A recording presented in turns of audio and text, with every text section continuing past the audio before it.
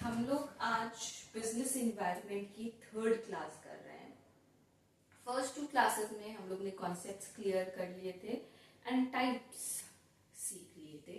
आज हम business environment में एक बहुत इम्पोर्टेंट क्वेश्चन जो कई कई बार आता है, आज इसको समझेंगे और ये आपके आएगा फॉर 2 मार्क्स। कितने मार्क्स में आएगा? 2 मार्क्स। और कई कई बार ये एमसीक्यू के फॉर्म में भी आ जाता है। ठीक है, so this is the question that is important दो चीजों के लिए। पहला इसका इंपॉर्टेंस है फॉर एमसीक्यू, दूसरा इसका इंपॉर्टेंट है फॉर 2 मार्क्स क्वेश्चन।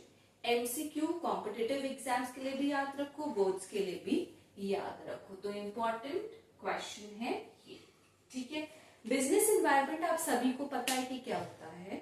जिस तरीके से एग्जाम्पल से समझना, फिर मैं इन्वायरमेंट स्कैनिंग को आप लोगों को अच्छे से समझाती हूँ।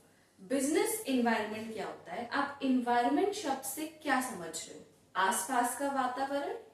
ठीक है, करेक्ट, सही समझ रहे हो। तो बिजनेस के आसपास का वातावरण, उसका अंदरूनी वातावरण, मतलब internal and external both environment. दो ही तरीके की तो चीजें हो सकती हैं, एक जो बिजनेस के अंदर चलेंगी और दूसरी जो बिजनेस के बाहर चलेंगी। तो बिजनेस इन्वायरमेंट का मतलब हो गया बिजनेस के इर्द गिर्द जितनी भी चीजें हैं वो किस में कंट्रीब्यूट करेंगी? बिजनेस इन्वायरमेंट में कंट्रीब्यूट करेंगी। ऐसे समझना कि जब आप हर एक अलग अलग सीजन में क्या खाते हो? अलग अलग तरीके की फल, सब्जियां, अनाज खाते हो। पर क्या ये सारे फल, सब्जियां, अनाज उसी सीजन में बन के आपके पास आ जाते हैं? नहीं। उन फल, सब्जियां अलग अलग सीजन में क्या होते होंगे? एक व्यक्ति यानी कि जो फार्मर है वो उनको उगाता होगा। अब जब एक पेड़ को उगाया जाता है बच्चों, तो उस पेड़ को उगाने के लिए कई सारी चीजें होती हैं जो ध्यान में देनी है। पहली चीज, मान लो क्या बीज आपका कच्चा है या फिर पका हुआ है। ठीक है, अगर बीज पका है तो फल अच्छा होगा, बीज कच्चा है तो कहो आपका पेड़ ही ना उगे। ठीक है, अब दूसरी चीज क्या हो सकती है? अगर कोई फल आपका बेचना है आपको, मान लो गर्मियों के मौसम में, तो क्या उस फल का पेड़ गर्मियों में ही उगाया जाता होगा? कतई नहीं। गर्मियों में तो उसको पक्के फल देना है, यानी वो गर्मियों से कई महीने पहले उगा दिया जाता होगा। सही बात। अब अभी ध्यान दीजिएगा, आप एक फल, सब्जी या कोई भी अनाज खा रहे हो, पर उस अनाज जो आप तक पहुंच रहा है उसके पीछे देखिए कितनी सारी चीजें हैं।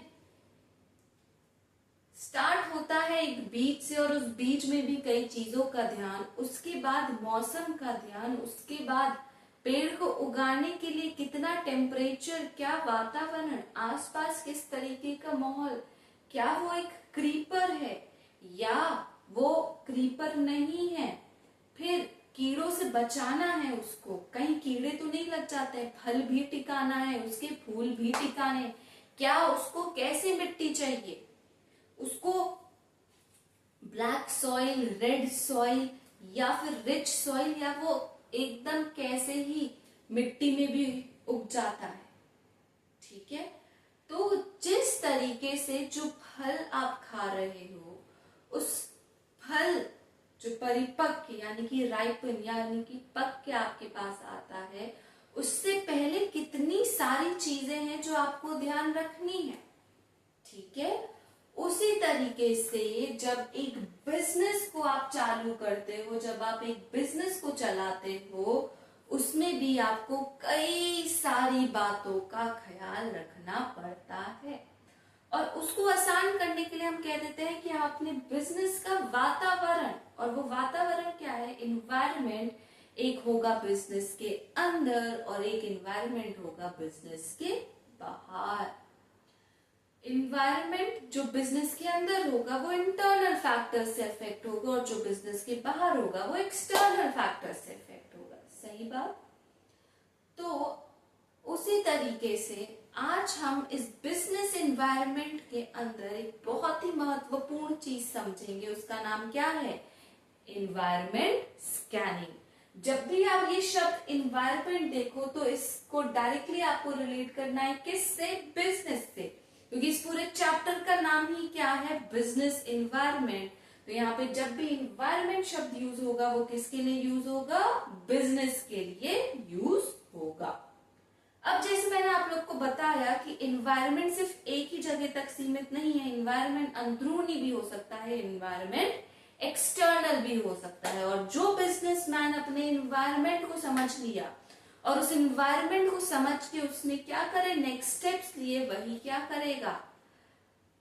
जरूरी नहीं कि वो सक्सेसफुल हो। देखो, अगर आप अपने वातावरण को समझ गए हो, जैसे मेरे को पता है एक पेड़ उगाने के लिए 50 चीजें और मैंने 50 की 50 सही करी, फिर भी हो सकता है मेरा पेड़ ना उगे, मेरा पेड़ मर जाए, ठीक है। बट क्या हुआ कि मैंने सारे स्टेप सही करे, तो मुझे पता है कि मैंने तो 5 चीजें थी, 5 की 5 सही करी, तो मैंने गलती कहाँ करी? मैं दिमाग वहां लगाऊंगी। उसी तरीके से बिजनेस एनवायरनमेंट में क्या होता है, जो व्यक्ति जागरूक है, जो व्यक्ति सतर्क है, जिसको पता है कि क्या गलत क्या सही, किन चीजों से मुझे अनुभव लेना है, किन चीजों का ख्याल रखना है, और कैसे बिजनेस मेरा, the environment of my business is changing and I also have to accommodate with it, वो व्यक्ति क्या रहेगा? आगे की सोच पाएगा in comparison to a person who's unaware of his or her business environment। अगर आपको पता है, फॉर एग्जाम्पल मान लो आप क्या करते हो, baby foods, you sell baby foods. अब जब आप ये बेबी फूड्स बेच रहे हो तो आपने कहा यार कि मैं चलो बच्चों का खाना तो बना रहा हूँ, ठीक है, और मैं इसको सिर्फ इंडिया में सेल कर रहा हूँ।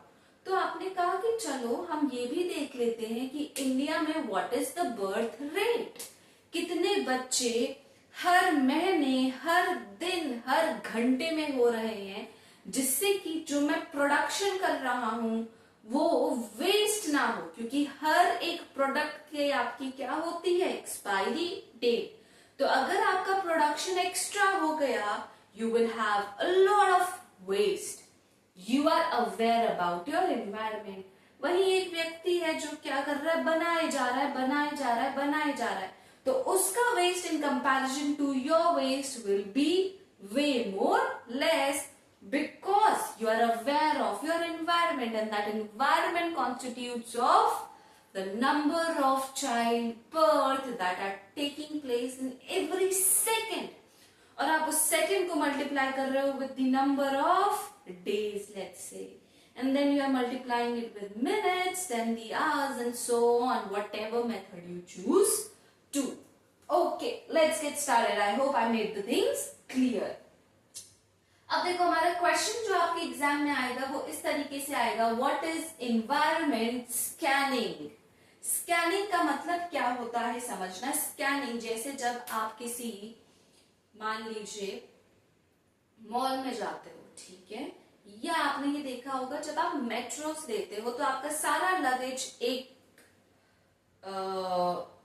बीच में there is a slider, security check होता है जहां पे आप अपना सारा सामान रखते हो। फिर उन लोग के पास एक मॉनिटर होता है, जिस मॉनिटर के थ्रू वो देख सकते हैं कि आपके बैग में, आपके पर्स में, आपकी बॉटल के अंदर जो भी सामान उस ट्रे से गुजरता है, पता चल जाता है उसके अंदर क्या है। स्कैनिंग का मतलब है आप पूरी तरीके से क्या कर पा रहे हो, उस सामान को, उस स्थिति को क्या कर पा रहे हो, परख पा रहे हो। You are able to see through, see through मतलब आर पार देख पा रहे हो।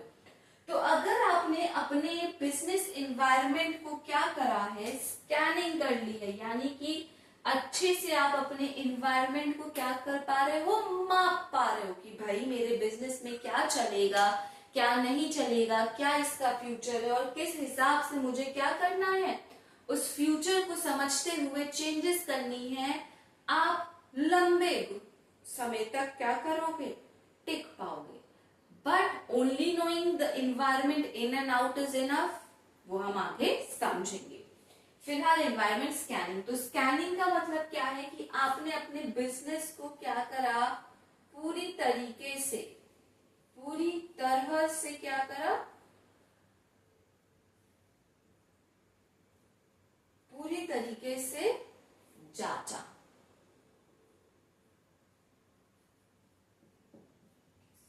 ठीक है, पूरी तरीके से जांचा, पूरी तरीके से उसको मापा।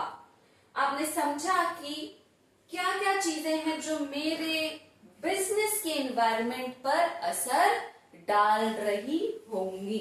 ठीक है, तो बिजनेस एनवायरनमेंट क्या है, सबसे पहली चीज, ये शब्द इंपॉर्टेंट है कि वो एक प्रोसेस है। ठीक है, प्रोसेस का मतलब क्या होता है, प्रोसेस का मतलब होता है पूरी प्रक्रिया।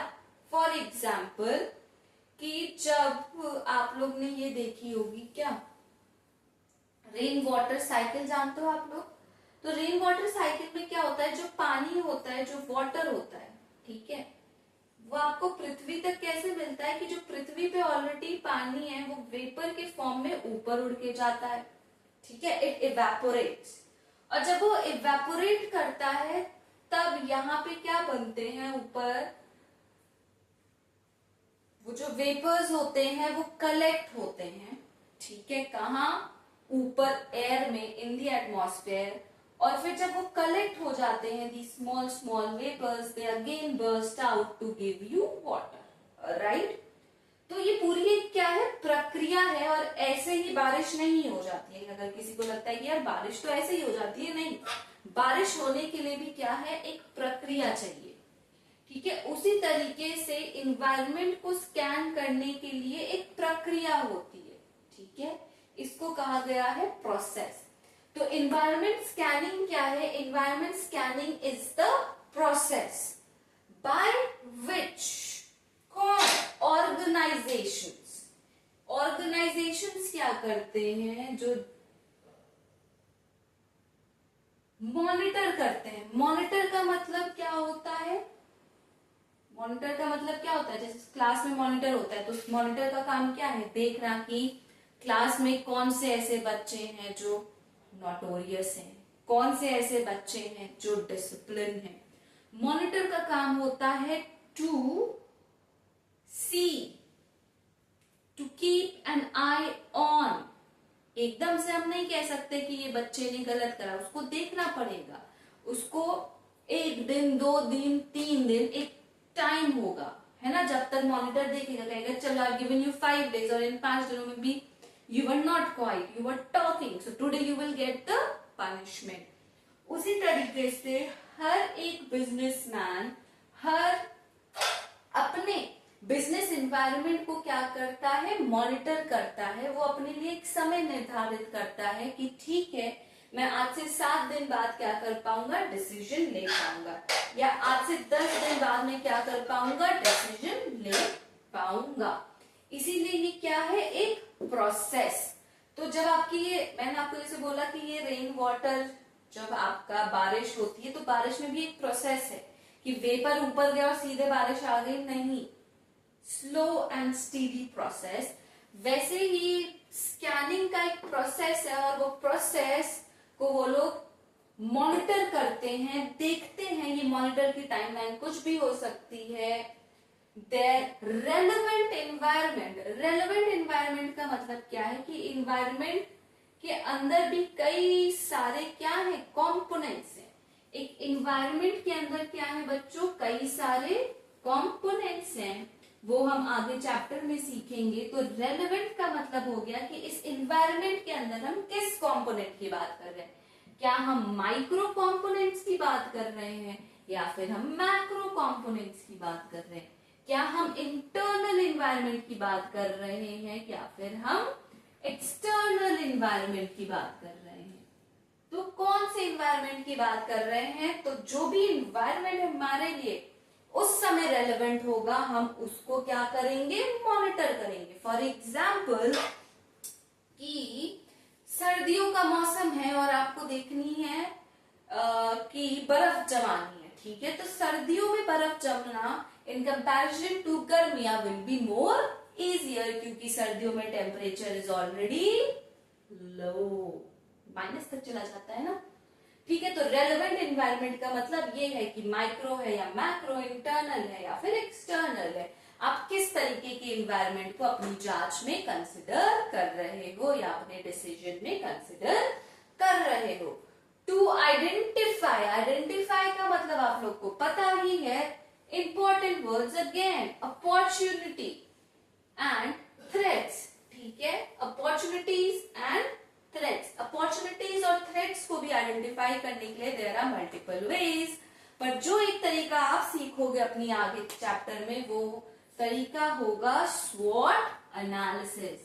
क्या होगा? SWOT, स्वॉट एनालिसिस। अगर बच्चों ने अपने स्कूल में, अगर आपकी टीचर्स पढ़ा रही और आपने ध्यान दिया होगा तो आपको SWOT का फुल फॉर्म भी पता होगा, जिसमें से O का मतलब हो गया अपॉर्चुनिटी, T का मतलब threat and S and W stand for strength and weakness. तो आप स्कैनिंग करोगे और उस स्कैनिंग से आप क्या पहचानोगे कि मेरे पास जो मैं ये स्कैन कर रहा हूं, जो मैं चीजों को नोट कर रहा हूं, वहां पे मेरे पास अपॉर्चुनिटी है या फिर थ्रेट है। अगर आप देखते हो कि भविष्य में मेरे पास एक अपॉर्चुनिटी है कि मैं अपने बिजनेस को 10x कर सकता हूं, opportunity to what? Opportunity to 10x your business, तो फिर आप क्या करोगे? वहां पर लग जाओगे कि भाई ये 10x करने के मुझे कितने तरीके दिख गए हैं, मान लीजिए 4 तरीके दिख गए हैं, तो आप इस अपॉर्चुनिटी में खेलोगे। पर वहीं पे अगर आप देखते हो कि भाई मेरे को थ्रेट दिख रहा है, और वो थ्रेट्स ये हैं कि भविष्य में चल के, मान लीजिए जैसे कि आजकल AI आ रहा है, ठीक है, there is a lot of AI, तो AI को लेके देयर इज अ थ्रेट कि it is taking away jobs, पर वो कैसी जॉब लेगा और कैसी नहीं। अगर मान लीजिए क्या आपका घर AI बना सकता है? नहीं, तो क्या वहां पे जॉब का नुकसान है? नहीं। पर अगर आप मान लो रिसर्च करते हो, ठीक है, अगर एक कंपनी को आज के जमाने, पहले 10 लोग लग रहे थे, तो आज कंपनी को सिर्फ 5 लोग लगेंगे, क्योंकि आप वो आधा काम किससे करवा लेंगे? AI से। तो फिर आप देखोगे भाई मेरे को थ्रेट्स कहाँ पे हैं, और उन थ्रेट्स को आप नोट करोगे, आप कहोगे यार मेरे पास इतने 3 थ्रेट्स हैं और मुझे इन 3 थ्रेट्स पे काम करना है, जिससे कि भविष्य में इसका मेरे कंपनी पे, मेरे बिजनेस पे कोई असर ना हो। मुझे थ्रेट दिख रहा है कि यार भविष्य में क्या होने वाला है। आपने कहा चलो इंटरनल फैक्टर्स ले लेते हैं, आपके एम्प्लॉइज, यू सी कि आपके एम्प्लॉइज भविष्य में घटने वाले हैं, और आपको पता है कि भविष्य में अगर एम्प्लॉइज घटेंगे तो मेरा काम कैसे होगा, तो उसके लिए आप आज से ही तैयारी शुरू कर दे रहे हो, आप मशीन्स ले आ रहे हो, सो दैट भविष्य में अगर लोग कम होते हैं तो you have machines to do that much of labour. तो ये क्या हुआ? Environment scanning. तो opportunities and threats affecting their business, जो उनके बिजनेस को क्या करेंगे? बिजनेस पे असर डालेंगे, बिजनेस पे प्रभाव डालेंगे। So this is environment scanning. मैंने बहुत सिंपल आप लोग के लिए कर दिया। स्कैनिंग याद रखना, टू सी थ्रू, याद रखना कि ये एक प्रोसेस है जो कि ऑर्गेनाइजेशंस कंडक्ट करते हैं टू मॉनिटर, क्लास का मॉनिटर जो कि रेलेवेंट हो, किस लिए? आइडेंटिफाई करने के लिए opportunities and threats affecting their business. Environment कहाँ है? बिजनेस पे, इसीलिए वो अफेक्ट भी किसको करेगा बच्चों? वो अफेक्ट भी करेगा बिजनेस को। As simple as it is about what? Environment scanning. ठीक है, अगर आप लोग ने नोट नहीं करा है तो फटक से नोट कर लो, अपनी बुक्स को खोलो, बुक्स में इन टर्म्स को अंडरलाइन करो, जहां पे भी ये डेफिनेशन है वहां पे 2 स्टार्स ऐसे जस्ट मार्क 2 स्टार्स और right important what ever you feel feasible, अपनी बुक्स में अंडरलाइन करो। So this is the important definition about environmental scanning. ठीक है, कुछ ना समझ में आया हो तो कमेंट्स में मुझे बता देना, so that I can create a single video explaining whatever your queries are. यहाँ पे एक चीज और बताऊंगी आप लोगों को, if you all have marked it, या बाद में स्क्रीनशॉट लेके you all can mark it down, ठीक है। अब यहाँ पे क्या इंपॉर्टेंट है, कुछ चीज इन्वायरमेंट स्कैनिंग में वो देख लेते हैं। I just right it down. तो जैसे मैंने आप लोगों को बताया कि भाई क्या होगा, बिजनेस एनवायरनमेंट में कई थ्रेट्स भी हैं, कई अपॉर्चुनिटीज भी हैं, और अगर हमने उनको समझ लिया तो उनके अकॉर्डिंग हम लोग क्या कर पाएंगे, आगे अपना बिजनेस को अकॉर्डिंगली मोल्ड कर पाएंगे। थ्रेट्स हैं तो उन पे काम करेंगे, उनको कम करेंगे। अपॉर्चुनिटीज है तो हमेशा हम अपॉर्चुनिटीज को क्या करते हैं, बढ़ाते हैं। We always find ways to increase it. Now one more thing, तो अब इसीलिए बिजनेस फर्म्स, ठीक है, क्या है बिजनेस फर्म्स के लिए इंपॉर्टेंट है, बिजनेस फर्म्स के लिए क्या है इंपॉर्टेंट है, to be what, aware, to be aware. Business firms के लिए जब आपने स्कैनिंग कर ली उसके बाद क्या है, इंपॉर्टेंट है to be aware of what, to be aware of, to be aware of the, क्या, दो चीजें बच्चों, फोर्सेस। अब फोर्सेस का मतलब क्या है, यहाँ पे फोर्सेस का मतलब है कि आपके पास क्या है, या तो एक्सटर्नल एनवायरनमेंट है या फिर आपके पास क्या है, इंटरनल एनवायरनमेंट है। तो फोर्सेस का मतलब यहाँ पे क्या हो गया, दो तरीके के फोर्सेस हैं आपके पास, एक इंटरनल और एक कैसा फोर्स है, एक्सटर्नल, ठीक है। या तो अंदरूनी समस्याएं या फिर कैसी समस्याएं, एक्सटर्नल समस्याएं। सो aware of the internal and external forces and institutions। forces के साथ साथ दूसरी चीज क्या है, forces के साथ साथ दूसरी चीज क्या है, and institutions that exist in the environment, that exist,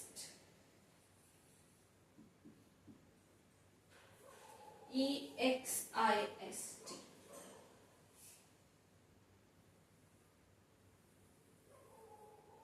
that exist,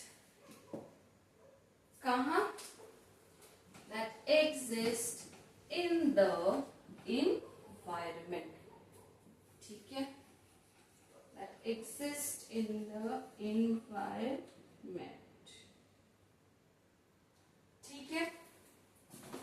तो बिजनेस फर्म्स के लिए क्या इंपॉर्टेंट है कि जितने भी एक्सटर्नल और इंटरनल फोर्सेस हैं और इंस्टीट्यूशंस हैं, ठीक है, जो कि एग्जिस्ट करते हैं एनवायरनमेंट में, उनसे सतर्क रहें, ठीक है ना। क्योंकि इन्हीं इंटरनल और एक्सटर्नल फोर्सेस से हमें दो चीजें पता चलेंगी, अपॉर्चुनिटी कहां पर है और थ्रेट कहां पे। थोड़ा डीप और चले जाओ, स्ट्रेंथ क्या है आपकी और वीकनेस क्या है, ठीक है। So this is one of the important thing जब हम एनवायरनमेंट स्कैनिंग की बात करते हैं, क्लियर।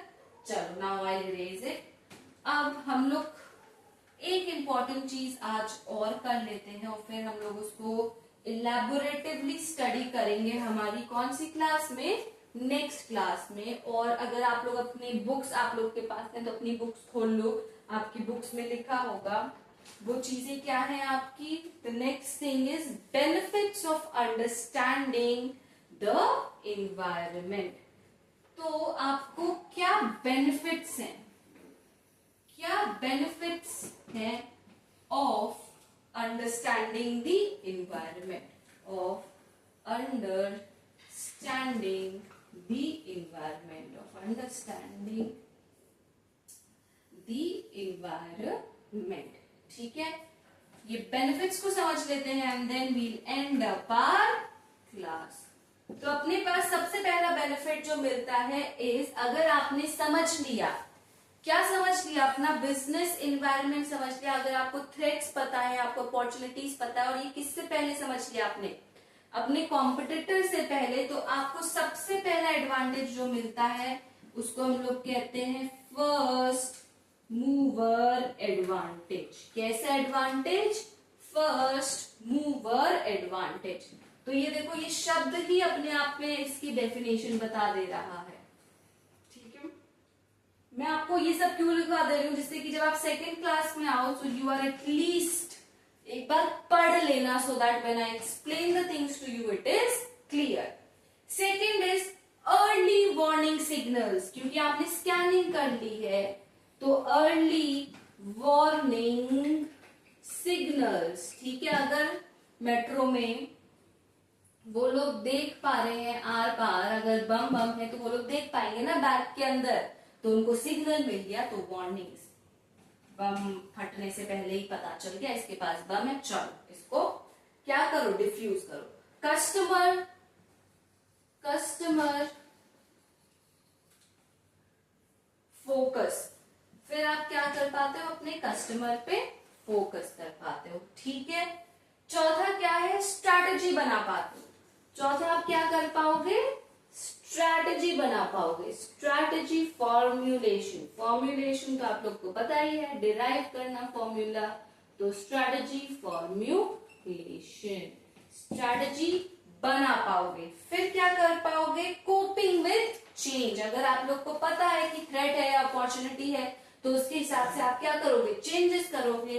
तो फिफ्थ है आपका coping with change, coping with change. ठीक है, and sixth is coping with change के बाद है आपके पास public image and continuous learning. ठीक है, छठा क्या है आपका, छठा इज क्या, public image and seventh is continuous learning. क्या होता है कि जब आप क्या कर रहे हो, जब आप इन्वायरमेंट की स्कैनिंग कर रहे हो, हर बार जब भी मेट्रो स्टेशन में सामान स्कैन होके जा रहा है, हर बार आप क्या कर रहे हो, कुछ ना कुछ नई चीज सीख रहे हो। मान लो कोई समस्या हो रही है वहां पे, उसके बारे में पता चल रहा है, एनीथिंग। जब बार बार आप स्कैनिंग करते हो, बार बार अपने बिजनेस एनवायरनमेंट को पढ़ते हो, so you are able to continuously learn, continuously understand. तो हम इन 7 चीजों को, बेनिफिट्स को नेक्स्ट चैप्टर में नेक्स्ट क्लास में कवर करेंगे। We learn about each one of them, so that exam में आप जाओ और सीधे इनके बारे में लिख पाओ। So let's end our class today here and we'll get back in our next class. Till then, do revise, mark the things in your textbook. Thank you everyone.